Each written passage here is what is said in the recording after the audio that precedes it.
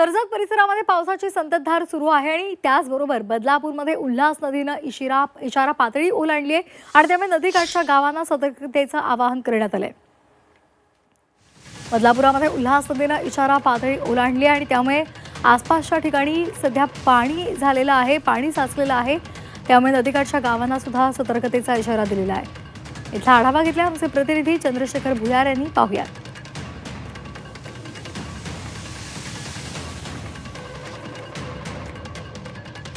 काल रात्रीपासूनच कर्जत परिसरात मुसळधार पावसाचा जोर कायम आहे आणि बदलापूर शहरातून वाहणारी जी उल्हास नदी आहे ही दुथडी बनून वाहते आहे। उल्हास नदीची धोक्याची पातळी आहे ती 17.50 मीटर आहे आणि आता उल्हास नदीने ही धोक्याची पातळी ओलांडलेली आहे। त्याच्यामुळे नदीकाठचे जे रहिवासी असेल किंवा गावकरी असतील त्यांना सतर्कतेचा इशारा नगरपालिकेने दिलेला आहे।